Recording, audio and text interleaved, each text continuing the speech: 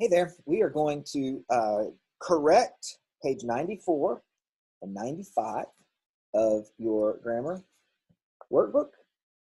So that's where we are right now. So please turn to page 94 and we will begin.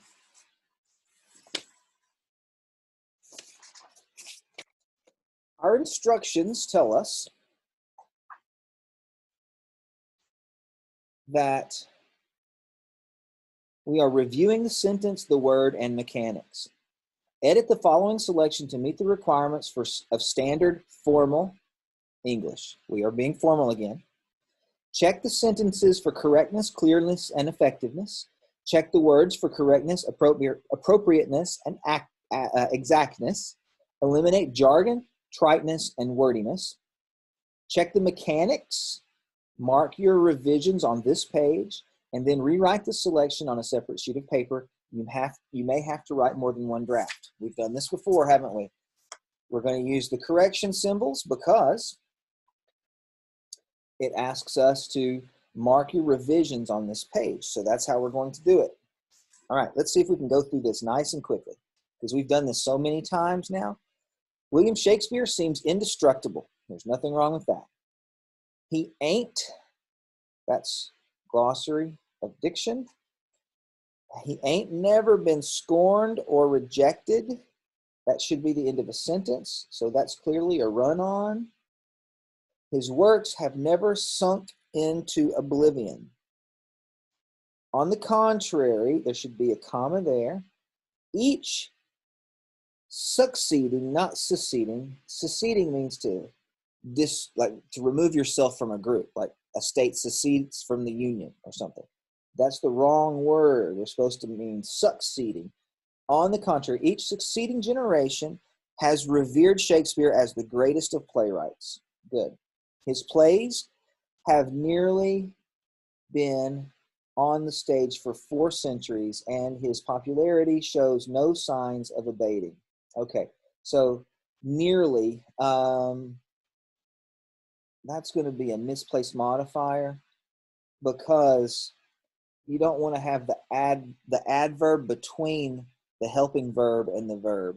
His plays have been nearly, or his plays have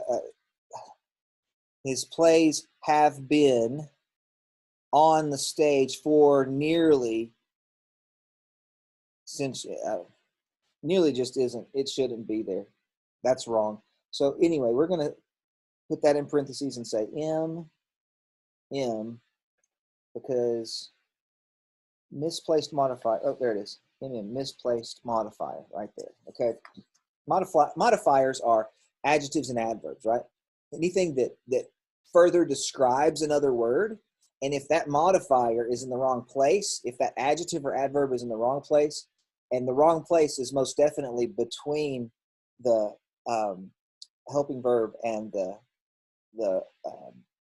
verb that it's helping, or the being verb, then that's misplaced. Okay.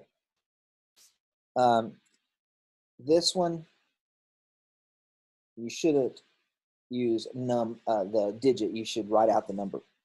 Okay. The rest of it's okay. Signs of abating. And just so you know, many of you might not know what abating means, but it means going away. So if a storm's really heavy and it's still heavy and you're still in the heaviest part of the storm and it doesn't look like it's ever going to go away, you might say, this storm seems like it's never going to abate, or something like that. All right. But although people's attitudes towards the plays ain't changed, there should be a comma there, and of course ain't is bad. The methods of presenting the plays have often changed. Okay, well, let's fix all of these. So let's see what the book has for that one. So towards with an S is many times used in place of toward. It's in the glossary of diction, I'm pretty sure. Let me find the T. Towards. American English commonly uses toward, but towards is the preferred form in Britain. So This is in America, so we're not going to use towards. We are going to use toward. Okay. So this is going to be glossary of diction because we're Americans. The plays, we already have done this one. That's glossary of diction as well. That's not a word we're supposed to use. And I think I said already we needed a comma there. But although the people's attitudes toward the plays have not changed, comma, because that's a dependent clause, the methods of presenting the plays have often changed. That's fine. Each age has had its own approach to the bard's work. Well, this is a contraction, it is. Remember now that the proper way of since ITS and IT apostrophe S have to be different things, apostrophe S typically means possessive, but we also have the contraction it is to contend with. So the rule states that we give the apostrophe to the contraction it is, and then ITS possessive is just without the apostrophe. That's just the rule, so we just have to remember it.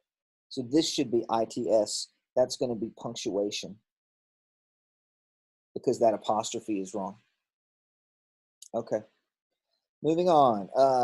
Okay, a production as performed in Shakespeare's day would probably astound a modern theater goer. The actors wore costumes and props were used, but there was no scenery. Okay, so we have to keep these phrases or these clauses parallel. This one is in active voice and this one is in passive. Actors did the wearing. Actors also used the props. Props didn't use the props. They didn't use anything. So this is passive. Props were used. It should have said the actors wore costumes and and used props. So this, all of it, should be what should we say? Point of view. Unnecessary shift in point of view, meaning instead of it being active voice, it's passive voice. So we're going to put PV there. But there was no scenery. Okay. The audience had to imagine the setting. That's okay. When women characters such as Lady or Juliet Lady, oh gosh, we're missing punctuation, so the commas. So I thought that was, so Juliet is one character, Lady Macbeth is another character. We need another P there for the Oxford comma, the last one in the list. So such as Juliet, Lady Macbeth, and Cleopatra appeared on stage. The comma, good. The audience really had to use their imagination. Is that the right tense? Yes, it is. Because all the female roles, this is the wrong word.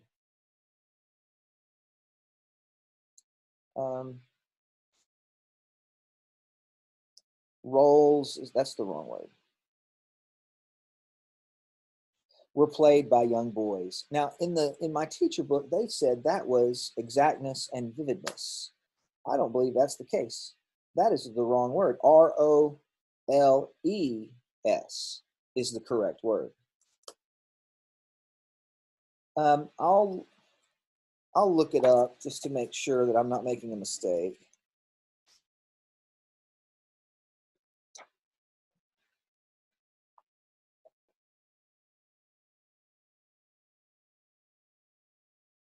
Oh,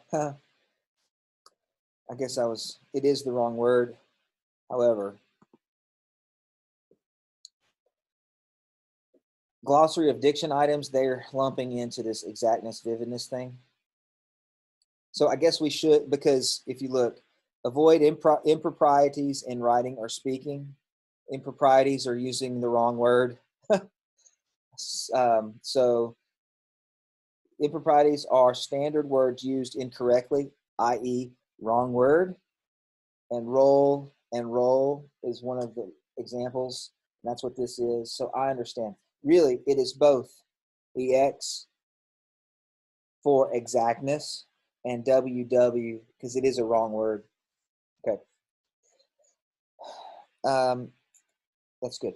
In them days, well, that's not right. That's a glossary of diction item. Them instead of those. It was considered improper for women to be an actor. Well, women and then an actor. That's plural. That's singular. So this is, and also an. For a woman to be an actor is that's one point of view. Or for women to be actors is another point of view. This is an unnecessary shift in point of view. So a performance was an informal affair, and the audience often enlivened the play by swapping insults with the actors.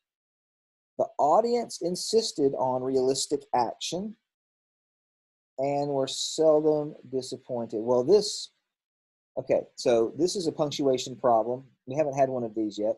The audience insisted on realistic action and were seldom. Okay, so this is not a complete sentence. So a comma and is not appropriate. The audience insisted. The audience were seldom disappointed.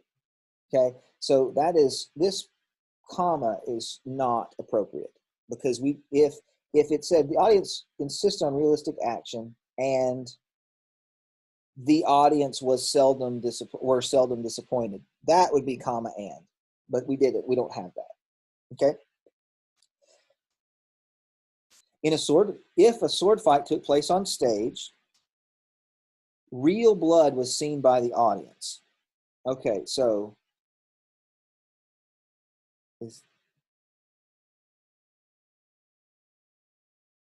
yes. If a sword fight, so the fight took place, this is active. Fight took. Blood was seen as passive because blood didn't do any seeing, but the fight is who the fight did take. So this is all point of view, unnecessary shift in point of view. So if a sword fight took place, the audience saw real blood would be the right way of saying it. Okay. It says, under their shirts, the actors wore pork bladders, which were filled with animal blood. That's not gross at all. So, okay, under their shirts, that's okay. The actors wore pork bladders, which were filled. Oh, I see. All this should be eliminated. It's wordy. Under their shirts, the actors wore pork bladders filled with animal blood. That should be it. Okay. All right. So the issue here is subordination. An inaccurate use or an unnecessary use of subordination. Now, that's a really complicated way of saying I made a dependent clause hang off of the independent clause for no good reason, right? SUB is faulty subordination, error in tense. Okay, well, here's what happened. You're really just saying when a sword pierced one of the bladders, blood would gush out, or blood gushed out. When a sword pierced one of the bladders, blood gushed out. Well, what they've done here, the writer of this sentence decided to do this subordinate clause hanging off of a sword pierced one of the bladders. That's not right. It should be when a sword pierced one of the bladders, comma, the blood gushed out or would gush out. See how that's wrong?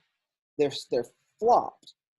So I'm going to do that, and I'm going to draw an arrow back and forth to say we need to flop those. So when you're rewriting it, flop those two.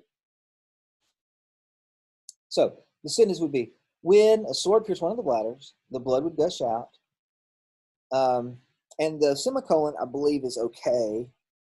And the actor would die convincingly. Okay?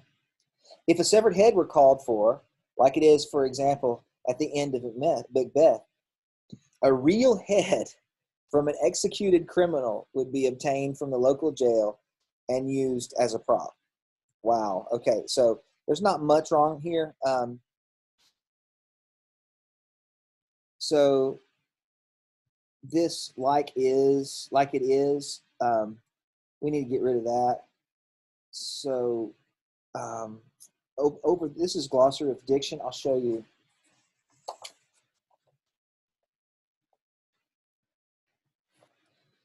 Let's see if this is it. Like, as if. Do not use the preposition like for the conjunction as or as if. Like introduces a prepositional phrase. As or as if introduces a full clause containing a written, not implied subject and verb. So you can't introduce a full clause with like. Like it is a clause. All right. As it is would be the appropriate word. As it is, for example, at the end of Macbeth. So I'll just put a note here for you when you're rewriting it. Change that to as it is, for example, at the end of Macbeth. Okay. A real head, we've got to have a comma here because there's a pause. If a severed head would call for, as it is, for example, at the end of Macbeth, comma, a real head from an executed criminal would be obtained from the local jail and used as a prop. If the sounds of battle were needed, a real cannon would shake the theater. There's nothing wrong with that. In 1660, the Restoration reopened England's theaters. Okay. This has a punctuation problem. Okay, so let's go over this again. England is one country, and England owns the theaters. Let's remember that. So if you have one country named England, you write it like that. Okay? If you have more than one country named England, there are two Englands. England, the country, and England, the city in Arkansas, England, Arkansas. Both Englands have a capital. Well, that's true. That would be just S. If you have one country, England, that's possessive, that owns something, it would be England apostrophe S. England's governor, or, well, I guess England's prime minister. Yeah. And then if both of the Englands, the one in Arkansas and the one in Europe, had the same thing, and you're talking about that thing, that would be plural possessive, ENGLANDS apostrophe. Okay, so this is plural possessive, this is singular possessive, this is singular, and this is plural. Okay, now let's look at our word. In 1660, the Restoration reopened England's theaters. It's one country, singular, that owns the theaters, possessive. So singular possessive should be England's with an apostrophe S. Okay, so that's a punctuation problem. And then, which had been shut down for the 20 years of Cromwell's rule. This is a fragment. 20 is number. It should be written out TWENTY, and rule should be lowercase. Okay. Now, we're turning the page. We're still going.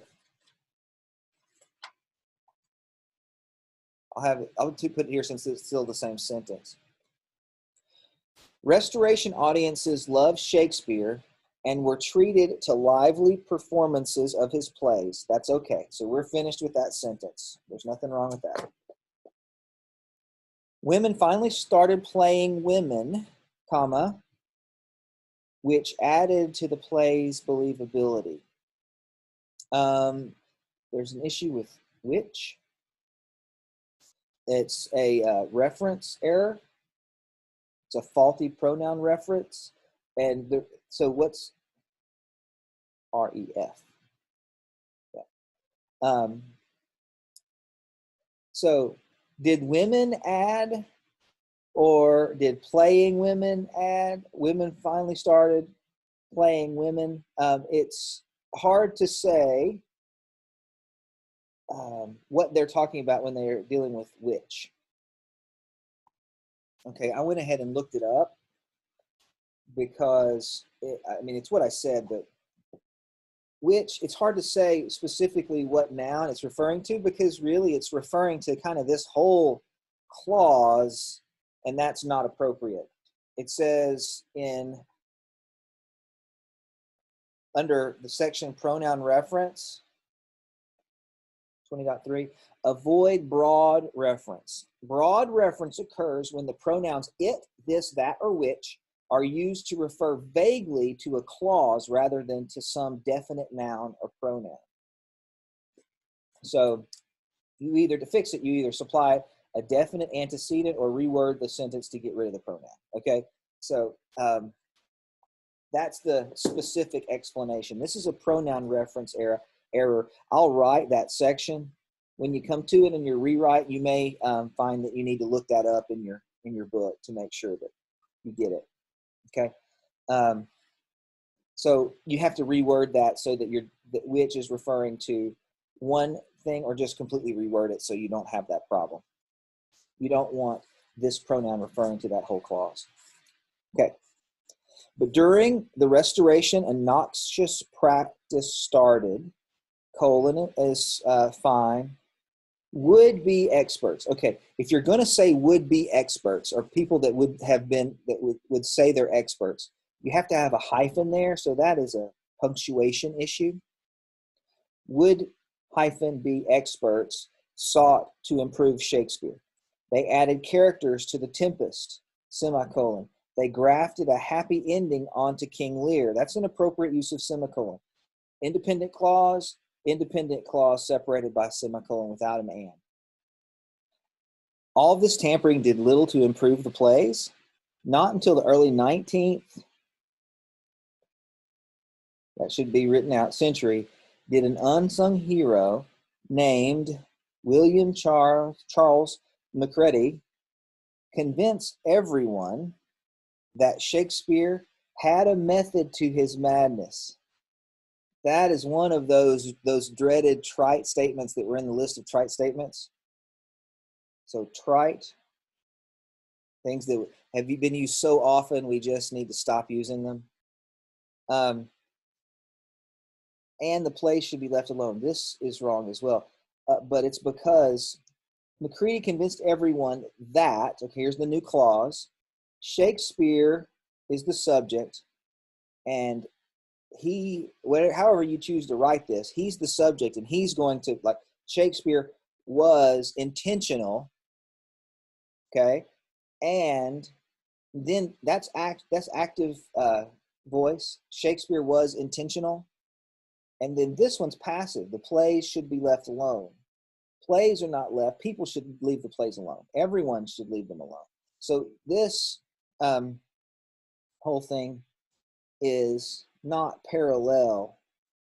That's parallel. So PAR, error in parallelism.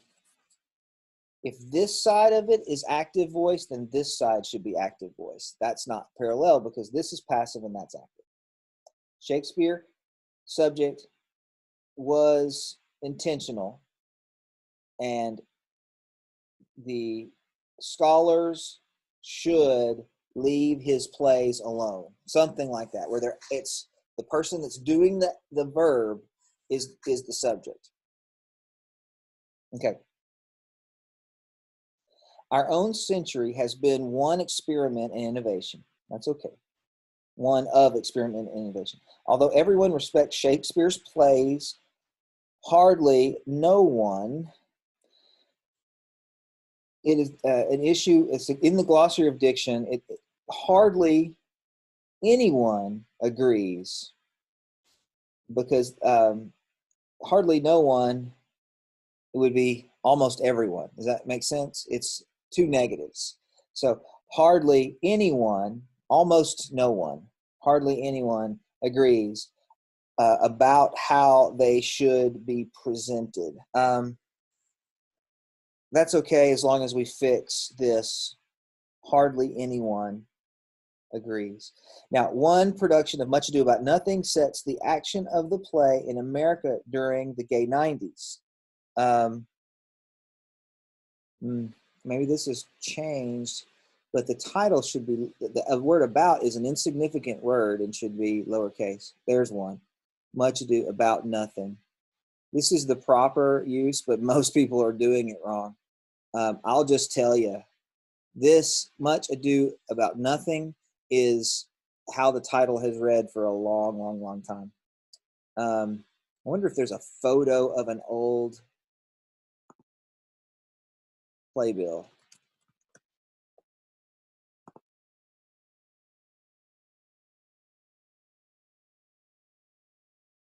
Here's one. A traditional playbill here. You see, Much Ado About Nothing.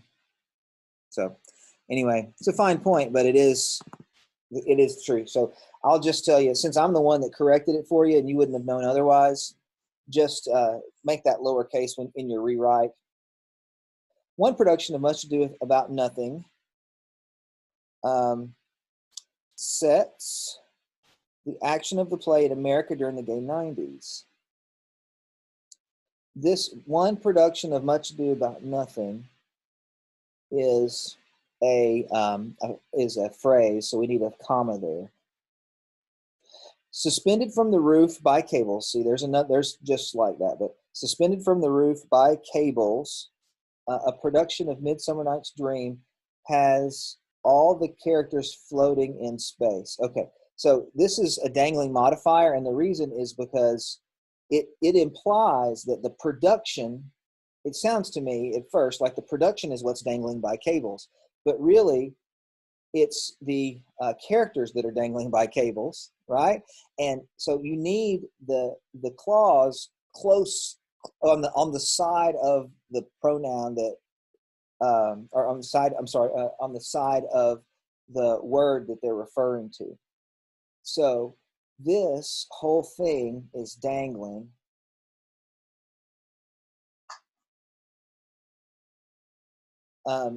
Because it implies that production is what's suspended by cables. Okay. Such ideas are constantly being tried, but Shakespeare is healthy enough to survive any ill effects of the experimenters. This is the wrong use of effects. That's in the glossary of diction. Amateur and professional productions are still drawing thousands. I'm beaten to the right. Festivals are thriving, and now television is reaching millions of Shakespeare's works. That all is okay. It's strange, but here's why it's okay. Look at the punctuation. Amateur and professional productions are still drawing thousands, semicolon. Festivals are thriving, semicolon. And now television is reaching millions with Shakespeare's works. Now, as long as you're using semicolons, you can use them for commas in lists. Typically, you only use semicolons for commas in lists when the items in the list have a comma in them, like if it's city and state. Little Rock, Arkansas, semicolon. Los Angeles, California, semicolon. And Dallas, Texas. Okay, that's why you typically do it. But as long as they're all in the right spots, it's okay for you to use the semicolons there. And then it goes without saying. That's a trite statement. And they even in here put wordy as both. And wordy. Which is true, but so it goes without saying that the Bard of Avon, he does indeed seem indestructible. The Bard of Avon is fine, but he does indeed seem indestructible. That's in the glossary of diction. it warns against the use of double subjects. I don't know where it is in the list here, though. Can't remember if it's at the beginning or if it's at the end. Probably at the end.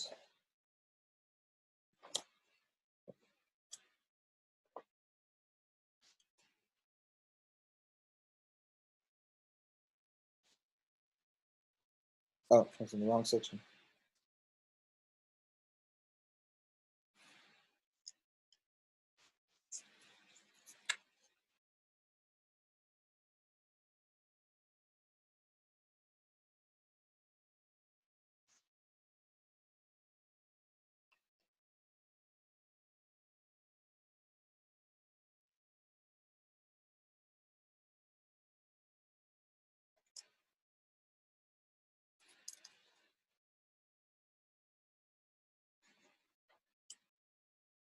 Here it is, 3541.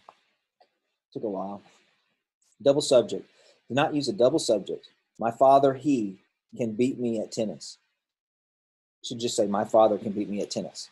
This said, the bard of Avon, he does indeed seem indestructible.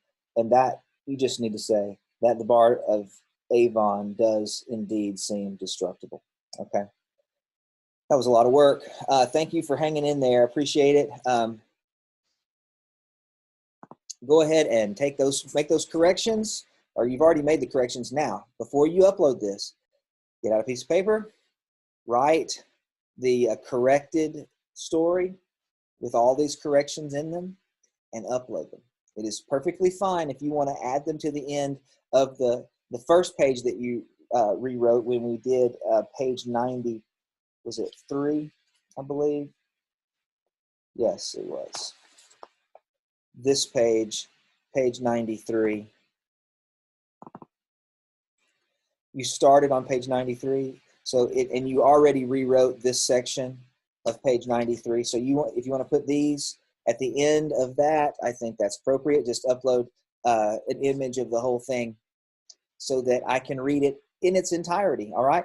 And thank you very much. I hope you have a wonderful weekend, and I will talk to you next time. Thanks. Bye.